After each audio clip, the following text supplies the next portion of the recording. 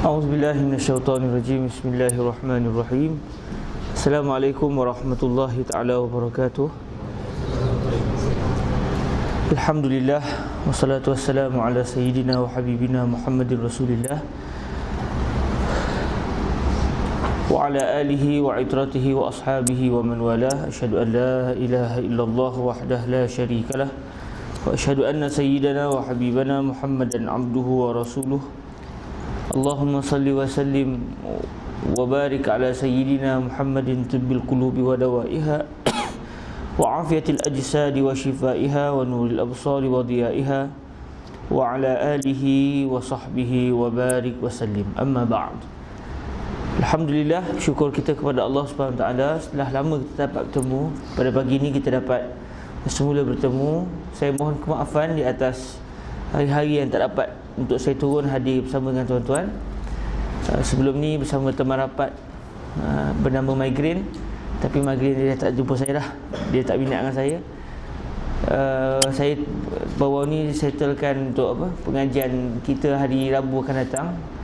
Sebab matan Waraqat yang bakal dibaca oleh Syekh Amru Al-Wildani, setakat duk cari-cari tak ada lagi orang yang betul-betul keluarkan matan tu sesuai untuk dibuat sebagai buku untuk dicatat, untuk dibuat catatan ketika mengajar. Yang ada hanya semata-mata kitab kecil, ada matan. Lepas tu kita nak catat kat mana? Jadi atas dasar itu saya bila cuba tengok, walaupun ada kitab syarah, tapi kadang-kadang bila kitab syarah yang bercampur dengan matan, kita nak catat tu kadang-kadang jadi, nak baca tu jadi kadang-kadang terlangkau-langkau. Sebab dia kadang-kadang bercampur antara syarah dan matan. Jadi saya cuba murajaah dengan kebetulan sekarang ni mudah, kita boleh cari makhtutat, manuskrip kepada kitab-kitab Islam ni dengan mudah, walaupun tidak semuanya tapi boleh dapat. Jadi cari saya dapat 5 manuskrip, 6 sebenarnya, 6 manuskrip bagi kitab Waraqat. Ada daripada Tokyo, ada manuskrip di Tokyo, ada manuskrip daripada Al-Azhar. Jadi dengan begitu kita buat muqaranah, cek balik apa semua. Setiap satu kalimah tu kita akan cek pada setiap kitab ni, asal-asal bernota kaki apa semua, dengan menyatakan khilaf nusah, dia jadi dekat 80 muka surat. Dia tak jadi Waraqat dah. Dia jadi banyak betul. Jadi setelah saya buang semua nota kaki dan hanya mengekalkan matan, ada dalam 34 muka surat. Jadi duk main tu lah dalam 3-4 hari ni. Jadi Alhamdulillah selesai. Dan saya mohon maaf tak dapat nak hadir. Balik rumah pun tak sempat duduk kat rumah sama. Malam tadi bawa balik ke rumah. Jadi saya mohon kemaafan tak dapat turun bersama dengan sahabat. InsyaAllah benda dah selesai, kita akan teruslah dengan majlis pembacaan. Yang kedua, saya mendapati kesukaran untuk buat murajaah di rumah. Bila kita baca baru majlis, nak rujuk di rumah tu kadang-kadang masa tak terlalu mengizinkan. Jadi beginilah, kita baca dalam keadaan kita akan murajaah di sini. Kita akan murajaah di sini, mana yang tak lepas kita akan cek di sini terus insya-Allah. Jadi pada hari ini kita akan masuk pada masalah yang ke 268 268. Dan sebelum ni kita ada menjumpai beberapa hadis yang saya tak pasti cara nak menyebut dengan tepat. Iaitu pada babu tasydid fil baul, kita lihat an Ibni Abbas anna Nabi sallallahu alaihi wasallam marra ala qabrain. Patu faqala innahuma yu'azzaban wa ma yu'azzaban fi kabir. Amma hadza fa kana la yastatir min baulih. Kemudian di bawah tu summa da'a bi jaridatin fakasaraha kisratain. Kalau siapa nak dhabit tulis fakasaraha kisratain.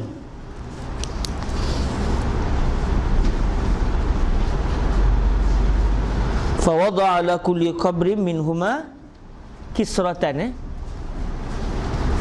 Fa wada'a ala kulli qabrin minhuma kisratan. Baik, itu sajalah kot. Faqila ya Rasulullah lima fa'alta hadza? Faqala sallallahu alaihi wasallam la'allahu an yukhaffafa anhuma ma lam yaybasa. Okey. Kemudian itu sajalah yang kita tak pasti nak dibacanya macam mana sebelum ni. Baik. Kita sambung dengan babu nadhi baulil ghulam qabla an yat'ama.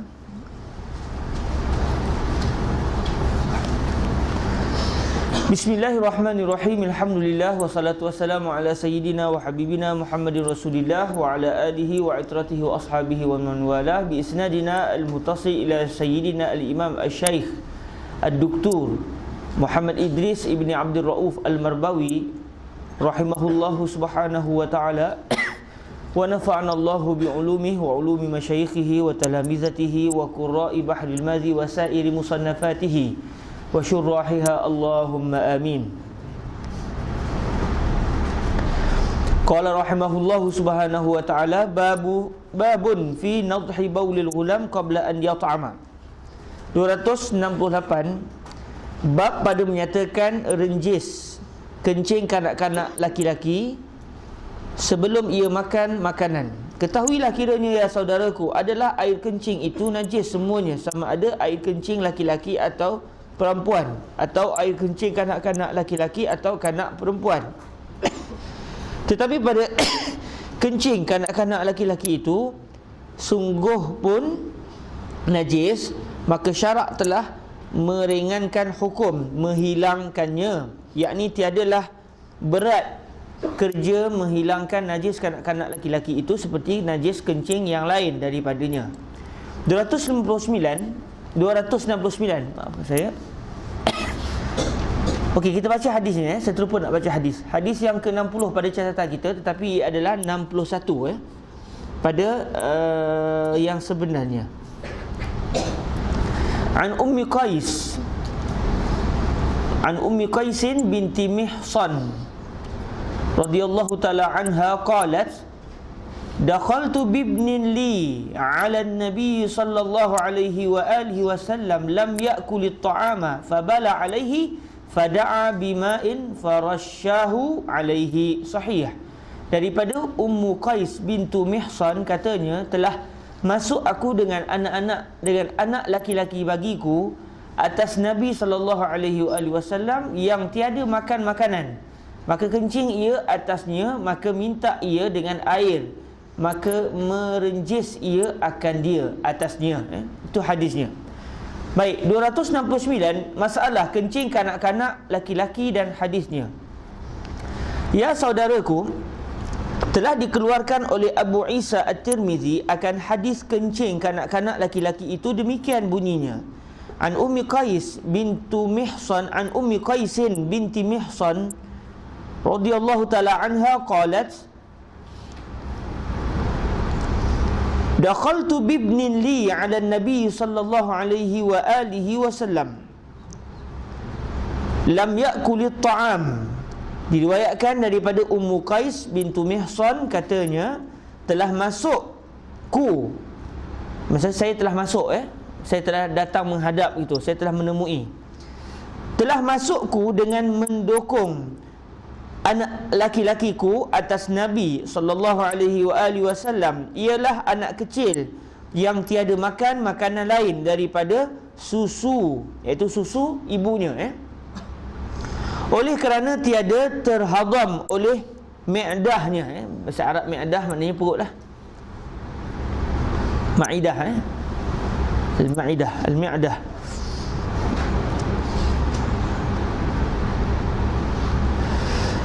Maka apabila dilihat Rasulullah sallallahu alaihi wasallam akan anakku itu, amatlah suka citanya ia, lalu diambilnya dan didudukkannya di atas ribanya. Bagi sebagai riwayat Bukhari. Kata Ummu Qais, fabala alaihi, maka kencing anakku itu atas kainnya sallallahu alaihi wa alihi wasallam. Fada'a bima'in farashahu alaihi, maka minta ia bawakan dengan air kepadanya, maka dibawa oranglah. Nabi minta air, orang pun bawalah air kepada baginda Nabi. Maka merenjis ia akan air itu ke atas tempat yang kena kencing sekira-kira basah dan rata dan tiada hanyut seperti berbasuh. Okey. Kalau basuh kita akan pastikan air itu mengalir dan air itu akan diserap buang. Ni renjis, maknanya dia ambil air, dia tuang air ke atas najis tu. dan dibiarkan rata. Tak semestinya begini boleh ambil air itu dan diraupnya ke atas tempat tersebut. Kata Abu Isa, dan pada bab ini ada riwayat daripada Ali ibnu Abi Talib dan Siti Aisyah dan Zainab dan Lubabah dan Abi Samh. Bentar kita tengok. Adakah cara betulnya Abi Samh ataupun dengan nama yang lain?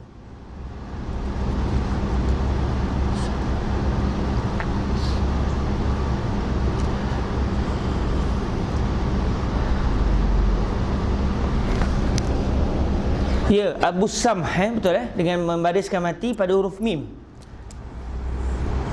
Macam ni lagi mudah Timbul masalah kita rujuk terus. Cuma dia agak lambat, saya mohon maaf sebab ketidaksempatan. Macam dah sibuk sangat tak? Ya Rabbi. Okey. Abi Samh cara tulisnya. Dan Abdullah ibnu Amr dan Abi Laila dan Ibnu Abbas radhiyallahu anhum. Kata Ibnu Al-Arabi, hadis ini sahih muttafaq alaih. 270 masalah kencing kanak-kanak dan hukumnya. Kata Abu Isa At-Tirmizi, dan iaitulah, yakni seperti hadis di dalam masalah 269 itulah perkataan yang tiada seorang daripada sahabat Nabi sallallahu alaihi wasallam dan at-tabi'in dan mereka yang kemudian daripada mereka itu seumpama Ahmad dan Ishaq. Maksudnya ramai orang menyatakan hadis seperti yang kita baca sekarang ni. Kata mereka itu direnjis akan kencing kanak-kanak laki-laki dan dibasuh kencing kanak-kanak perempuan. Maksudnya tempat yang terkena najis dibasuh, bukan kencing tu sendiri dibasuh. Dan bermula hukum ini selama tiada makan keduanya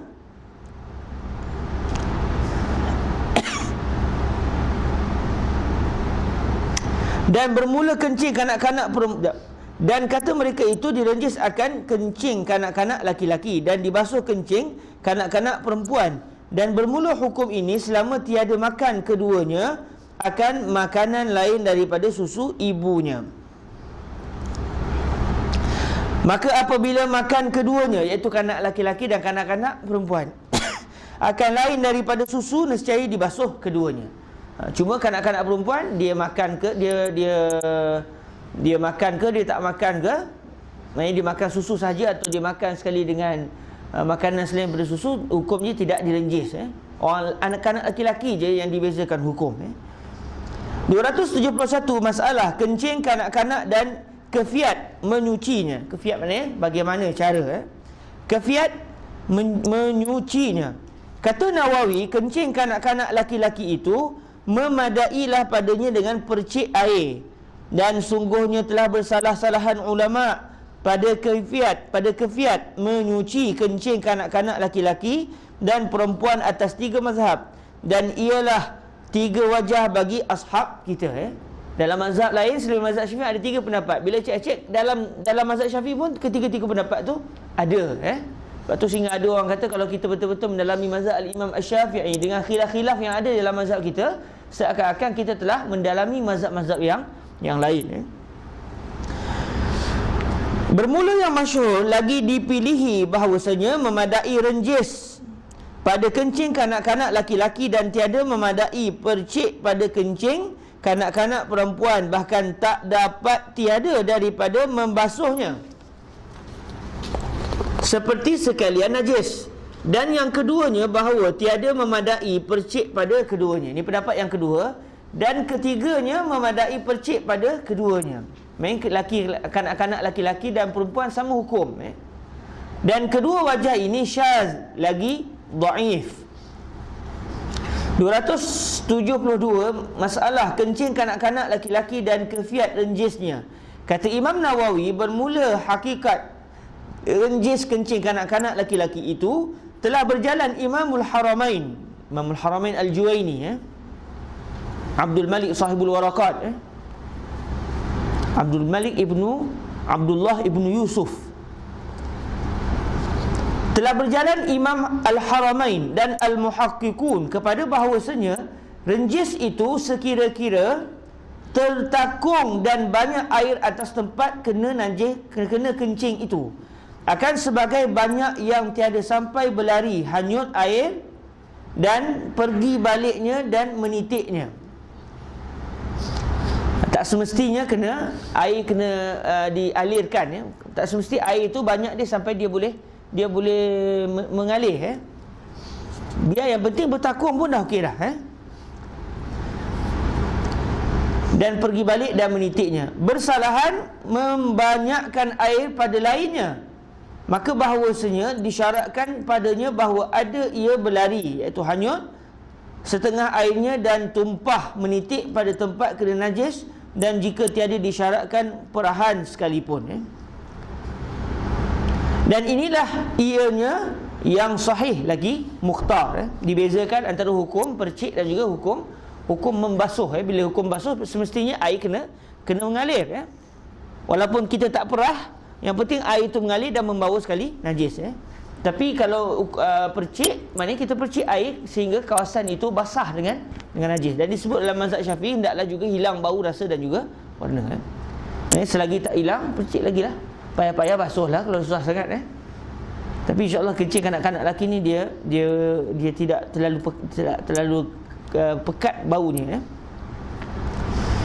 273 masalah kencing kanak-kanak dan masa renjisnya. Kata Nawawi bahawasanya renjis itu hanya memadai ia selama budak laki-laki itu meringkaskan dengannya atas susu sahaja.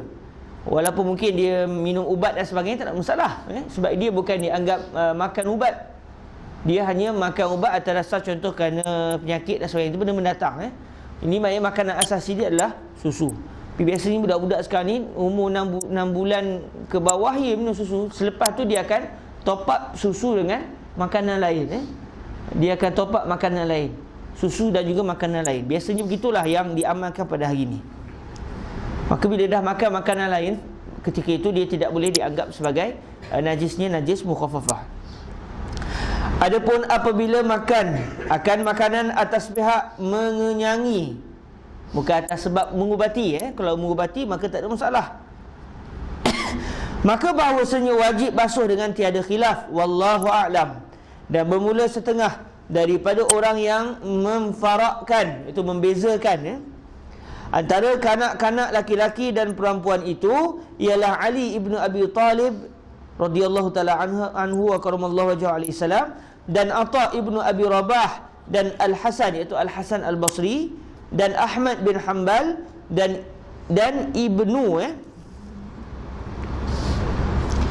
Ibnu Rahuyah ataupun Rahawai, dan Ibnu Wahb daripada mazhab Malik. 274 masalah kencing kanak-kanak perempuan mengapa dibasuh. Kata Qastallani, Imam Qastallani dikebumikan dekat dengan Masjid Al-Azhar dalam Madrasah Al-Aini. Saya tanya orang Arab sebab kubur Imam Badruddin Al-Aini dan kubur Al-Qastallani. Imam Qastallani murid kepada Badruddin Al-Aini, ya. Jadi antara dua tu mana satu, kanan ke kiri? Kalau kita masuk dalam Madrasah Al-Aini, tanya orang Arab yang pernah ni, dia kata yang kanan tu Badruddin Al-Aini, manakala yang sebelah kiri adalah Imam Al-Qastallani. Kata Qastallani, adalah kencing kanak-kanak perempuan itu tiada seperti kencing kanak-kanak laki-laki. Maka kencing kanak-kanak laki-laki itu halus, tiada melekat di tempat kencing seperti melekat kencing kanak-kanak perempuan. Dan pula kencing kanak-kanak perempuan itu lebih kasar dan lebih busuk dengan sebab resmi badannya sejuk dan kebasah-basahan rutubah. Dan pula kerana banyak kesukaan hati menanggung kanak-kanak laki-laki daripada menanggung kanak-kanak perempuan, ya. Wallahualam, mungkin tu satu uruf ketika dahulu. Hari ni nampaknya sental semua, ya. Orang minat kanak-kanak laki-laki dengan kanak-kanak perempuan. Orang tak minat bapak dia je, ya. Anak dia semua orang minat,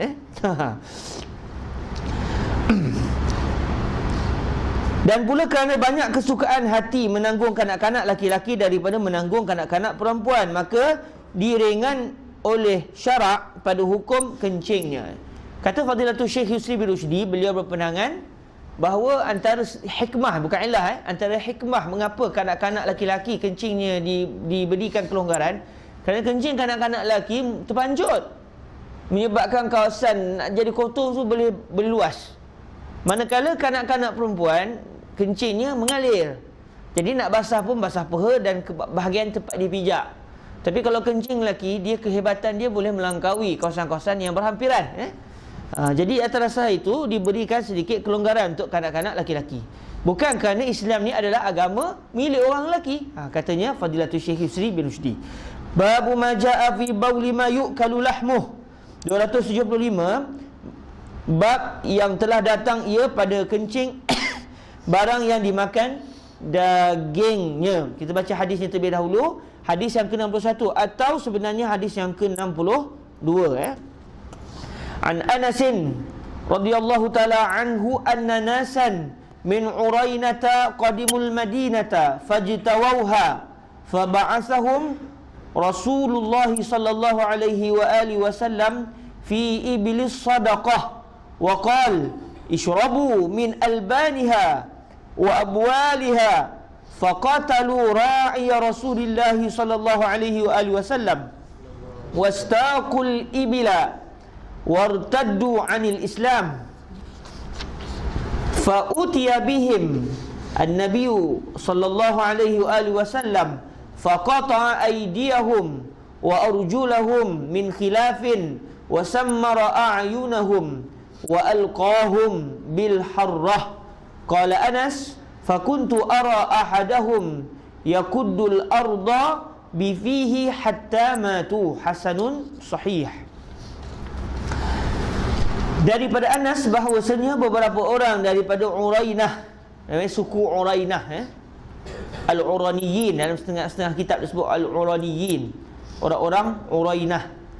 Daripada Anas bahawasanya beberapa orang daripada Urainah datang mereka itu akan Madinah, maka benci mereka itu mendiaminya disebabkan udara yang berbeza.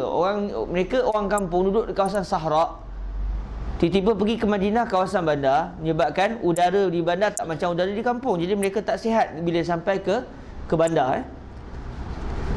Maka benci mereka itu mendiaminya, maka mengutus akan mereka itu oleh Rasulullah sallallahu alaihi wasallam pada unta sedekah. Unta, dulu orang bila bayar sedekah, bayar zakat, bila zakat tu mereka bela binatang, maka dibayar binatang. Macam dalam mazhab Imam Syafi'i, dia ada zakat binatang. Jadi adalah binatang-binatang yang merupakan wang zakat, ada pengembala unta, dia pun bayar zakat dia bayar dengan unta, Jadi unta tu akan dipelihara sebagai harta zakat. Maka mengutus akan mereka itu oleh Rasulullah sallallahu alaihi wasallam pada unta sedekah, dan sabdanya, minum olehmu sekalian daripada susunya dan kencing-kencingnya. Maka membunuh mereka itu akan gembala Rasulullah sallallahu alaihi wasallam. Gembala yang diminta oleh baginda Nabi untuk menjaga binatang-binatang yang merupakan harta zakat tadi, dan memimpin mereka itu akan unta dan murtad mereka itu daripada Islam. Maka didatangkan dengan mereka itu akan Nabi sallallahu alaihi wasallam, maka memotong ia akan tangan mereka itu dan kaki mereka itu daripada seli, dan menunu.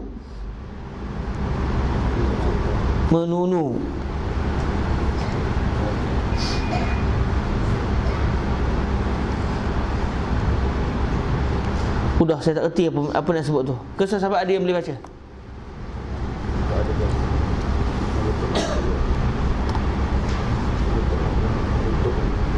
Nak kira bukan menutup. Sammar ni maknanya ambil besi panas, dicocok ke mata tu, ataupun diletakkan benda panas di depan mata sehingga mata menjadi buta,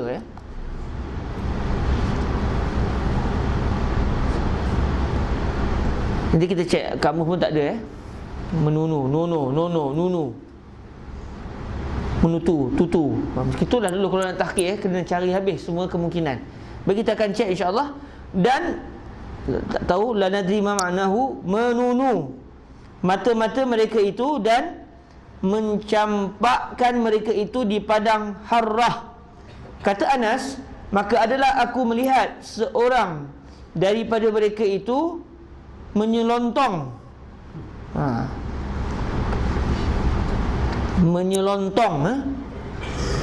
menyelontong tanah dengan mulutnya hingga mati mereka itu. Hasan sahih. Maknanya dia apa?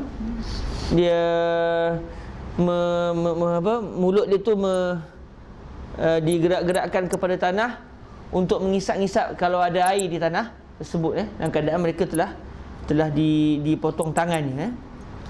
Menyelontong. Subhanallah. Banyak bahasa kita dapat belajar, dan elok juga kalau kita bercakap dengan bahasa-bahasa begini, biar ingat.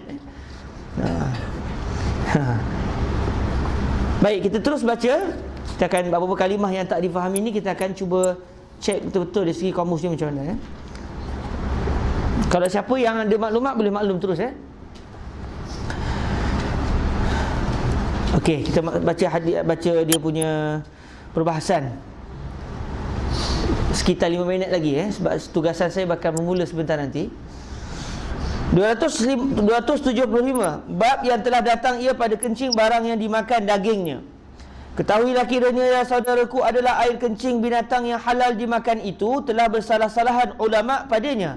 Ada yang mengatakan suci dan ada yang berkata najis, iaitu seperti air kencing kerbau dan lembu dan kambing dan sekalian binatang yang halal dimakan. Maka kita dapat ketetapannya di antara segala mazhab kemudian daripada yang diterangkan hadis ini. Maka kita dapat ketetapannya di antara segala mazhab kemudian daripada diterangkan hadis ini. Kita akan lihat mazhab-mazhab ni dia akan diceritakan selepas ni insya-Allah. Adalah hadis yang dikeluarkan oleh Tirmizi pada bab ini akan jadi beberapa masalah terbit daripadanya. Dengarlah hadisnya. Kalau kita baca semata-mata hadis tadi, kita hanya melihat dari sudut kisah bagaimana orang-orang yang telah melakukan penderhakaan terhadap Nabi ini ditangkap dan dijatuhkan hukuman sampai mati. Itu semata-mata. Tapi fuqaha boleh keluarkan macam-macam hujah, boleh mengeluarkan pelbagai dalil bahawa air kencing unta ni tak najis. Dalam mazhab Imam Malik contohnya, dikeluarkan pelbagai masalah fiqh yang tak terlangkau oleh akal kita. Di sinilah sebenarnya kelebihan para fuqaha yang dikurniakan oleh Allah basirah. Dan itulah pentingnya bagi muqallid untuk bertaklid dengan para mujtahid. Manakala mujtahid tidak boleh pula bertaklid, sebagaimana yang akan diterangkan dalam perbahasan usul fiqh insya-Allah oleh Syekh Amru biiznillah pada akhir-akhir kitab Waraqat nanti biiznillah. Adalah hadis yang dikeluarkan oleh Tirmizi pada bab ini akan jadi beberapa masalah terbit daripadanya. Dengarlah hadisnya. An Anas radhiyallahu anhu anna nasan min Urainah qadimul Madinah. Diriwayatkan daripada Anas bin Malik radhiyallahu anhu bahawasanya beberapa orang daripada orang Badawi kampung Urainah dan akal ke ukl sebentar rasanya ukl.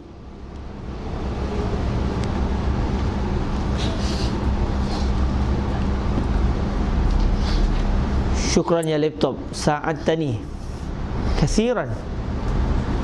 Ukl, alhamdulillah pernah baca sebelum ni cuma lupa. Ukl,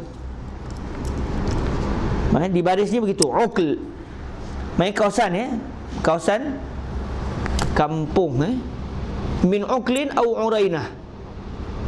Uklin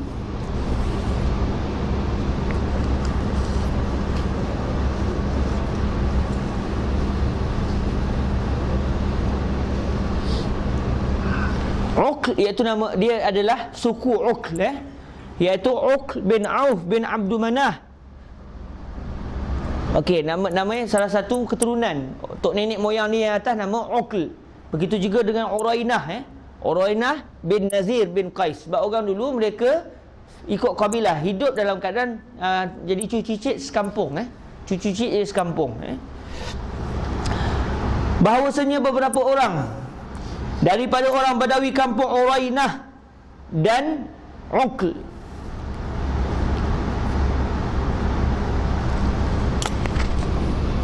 kalau di sini sebentar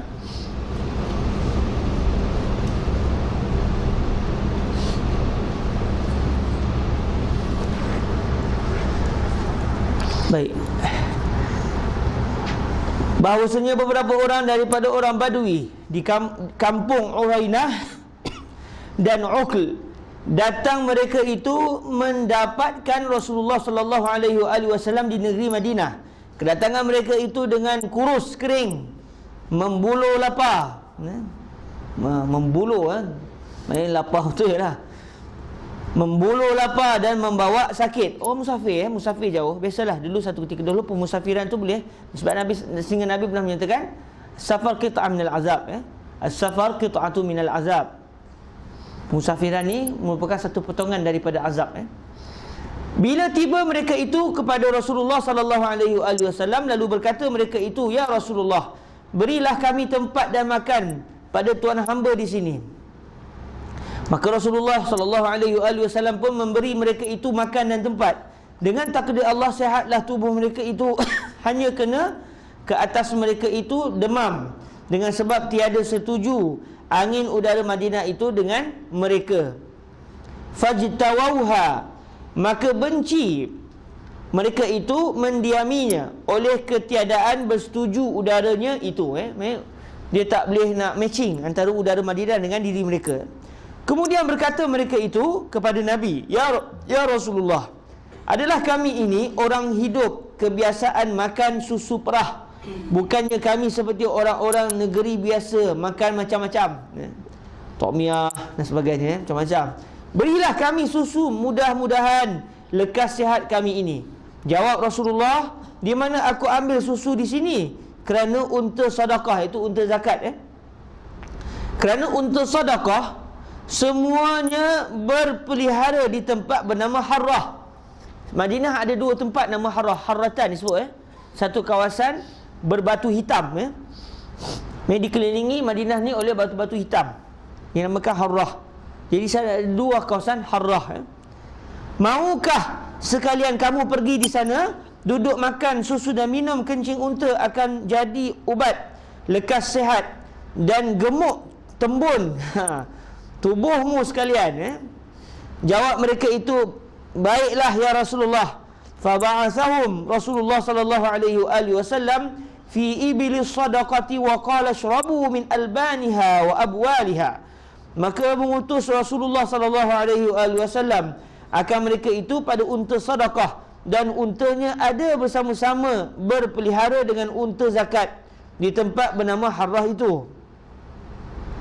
Dan sabdanya, minum olehmu sekalian daripada susunya dan air kencingnya. Maka kemudian daripada beberapa lama mereka itu duduk minum susu unta dan minum air kencingnya, gemuklah badan mereka itu dan segar-segak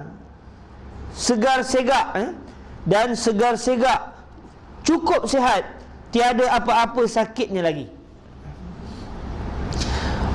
Di dalam hal yang demikian, sudahlah terpaling hati mereka itu tamakkan unta sedekah yang digembalai oleh gembala unta Rasulullah sallallahu alaihi wasallam. Bilangan untanya ia 15 ekor. Lalu diambil mereka itu akan segala unta dari tangan gembala itu sampai berlawan besar, berperang antaranya. Jadi bergaduhlah. Bila berlaku pergaduhan antara penggembala unta Nabi dan mereka, sebab mereka nak rampas unta tersebut. Faqatalu ra'iya Rasulullah sallallahu alaihi wa alihi wasallam wastaqu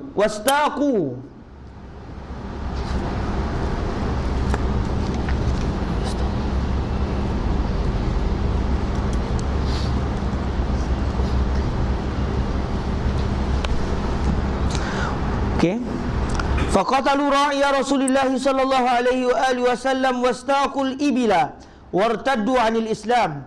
Maka membunuh mereka itu akan gembala unta Rasulullah sallallahu alaihi wasallam dengan memotong mereka itu akan tangannya dan kakinya, dan dipacak mereka itu duri di lidahnya. Tengok subhanallah, jahat dah lah bunuh, lepas tu zalim lagi tu. Dan dipacak mereka itu duri di lidahnya, itu lidah gembala baginda Nabi sallallahu alaihi wasallam, dan dua matanya. Dan memimpin dan memimpin mereka itu akan segala unta, dan jadi murtad mereka itu daripada Islam. Murtad bukan dengan sebab buat zalim, murtad kerana mereka sendiri nak murtad. Jangan kita salah faham, melakukan perbuatan ini membawa kepada murtad. Tak. Dalam mazhab Ahlussunnah wal Jamaah, Al-Asy'ariyah wal Maturidiyah, orang yang melakukan dosa besar selain daripada syirik kepada Allah tidak membawa kepada kemurtadan. Dia berzina ke, dia bunuh diri ke, dia bunuh diri sekalipun, dia tetap seorang Muslim. Dia murtad apabila dia sendiri keluar dari agama Islam atau melakukan perbuatan-perbuatan yang boleh menjatuhkan akidahnya. Contoh, mencela hukum Islam dalam keadaan dia itu tahu kesan kepada celaan tersebut membawa kepada murtad. Dia kata, mengarut hukum hudud ni, hukum ketinggalan zaman, primitif. Dalam keadaan dia sebut tu, orang kata, boleh murtad, aku tahu, kata, saja dia sebut juga. Okey, selesai awak tu, bawa ke qadi akan hukum dia lah, sama ada dia kena paksa ke.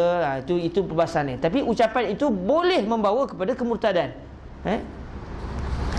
Di dalam itu sudahlah dapat tahu kepada Rasulullah sallallahu alaihi wasallam akan gembala untanya telah dibunuh orang. Kedapatnya tahu itu dari awal-awal siang hari lagi. Kemudian Rasulullah sallallahu alaihi wasallam pun mengutus 20 orang muda-muda. Kepalanya bernama Karz bin Jabir. Sebentar, cari lagi. Nak tengok sebutannya macam mana.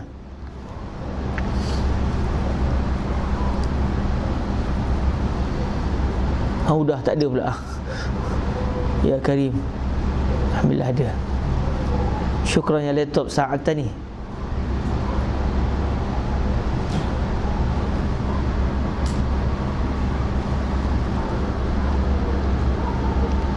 Kurz, namanya Kurz.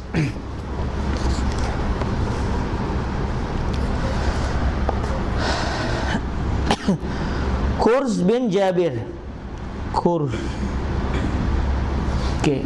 Kepalanya bernama Kurz bin Jabir. Maka bersamanya seorang yang pandai menurut bekas. Dia pandai jejak, pandai jejak bekas tapak kaki di padang pasir. Ni kelebihan orang Arab yang tinggal di kawasan padang pasir.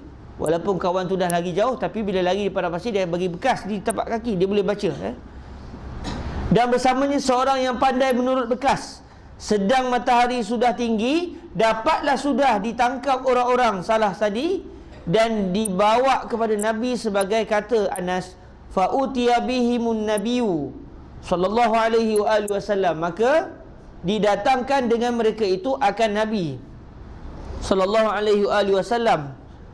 Faqata'a aydiyahum wa arjulahum min khilaf, maka menyuruh Rasulullah sallallahu alaihi wasallam akan potong tangan dan kaki mereka itu daripada silang seli, yakni dipotong tangan kanan dan kaki kiri, atau songsang, atau akasnya, atau dipotong tangan kiri, kaki kanan pula yang dipotong.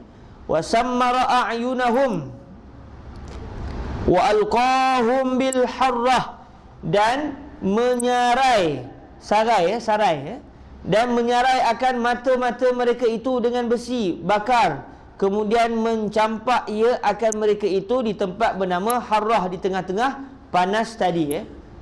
Maksudnya besi yang dibakar itu saya tak pasti sama ada dicocok ke mata atau diletakkan di hadapan mata, sehingga membawa kepada buta. Dia membawa kepada buta, sebab itulah yang telah dibuat oleh penjenayah ini terhadap ra'i. Jadi dikisos balik sebagaimana yang dibuat kepada ni. Sebab kalau tak dibaca begitu, kata, itu dia jahat gila, buat naya kat orang tu, dia bunuh je. Ini sampai cocok dengan butakan mata kawan orang tadi.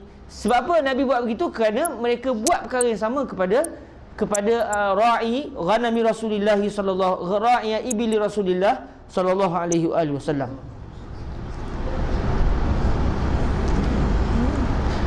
Qala Anas, fa kuntu ara ahadahum yakuddul arda bi fihi hatta matu. Kata Anas, maka adalah aku melihat seorang daripada mereka itu menyelontong. Ini kita cek balik kamu ni, menyelontong tanah dengan mulutnya. Cuma kita fahamlah maksud yakuddu dia dah terbaring begitu, tapi dia cuba juga nak mengisap air daripada tanah sebab terlalu dahaga. Menyelontong.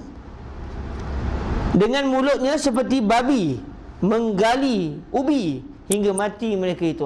Saya nampak tu, dia sebut pasal babi ni, nampak macam mana babi. Dia panggil apa istilah kita? Babi menyondol, menyondol istilahnya, menyelontong.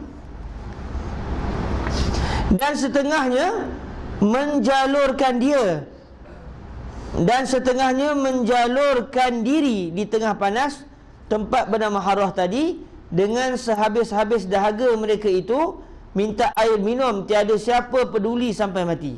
Sebab hukum ni dah, mereka itu adalah darah mereka sudah halal dibunuh. Jadi nak bagi air pun maknanya dia tetap akan bawa ke kematian.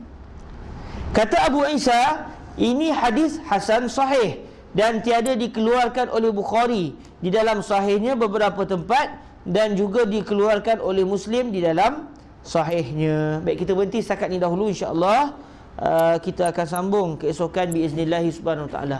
Allahumma salli afdala salatin ala as'adi makhluqatika sayyidina Muhammadin wa ala alihi wa sahbihi wa sallim adada ma'lumatika wa midada kalimatika kullama zakaraka dzakiruna wa ghafala an zikrihil ghafilun. Allahumma salli afdala salatin ala qatika sayyidina Muhammadin wa ala alihi wa sahbihi wa sallim adada ma'lumatika wa midada kalimatika kullama zakaraka dzakiruna wa ghafala an zikrihil ghafilun. Allahumma salli afdala salatin ala sa'di makhluqatika sayyidina Muhammadin wa ala alihi wa sahbihi wa sallim adada ma'lumatika wa midada kalimatika ma zakaraka zakiruna wa ghafala an zikrihil ghafilun. Allahumma ighfir lana dhunubana wa kaffir 'anna sayyi'atina wa tawaffana ma'al abrar waj'al ma fa'alnahu kulla sabahin hadza ya arhamar rahimin yus'idu qalba rasulillahi sallallahu alaihi wa alihi wasallam waj'alna min ibadikal muttaqin waj'alna min utaqaika minan nar wa la taj'alna min ibadikal ladzina yadkhuluna al-jannah bisabqin nar wa innama ij'alna ya arhamar rahimin minal ladzina yadkhuluna al-jannah bila sabiqati azabin wala hisab bi syafa'atil habibil mustafa sayyidina wa maulana Muhammad sallallahu alaihi wa alihi wasallam. Rabbana atina fid dunya hasanah wa fil akhirati hasanah wa qina azaban nar. Wa sallallahu ala sayyidina wa maulana Muhammad wa ala alihi wa sahbihi wa baraka wasallam. Walhamdulillahi rabbil alamin.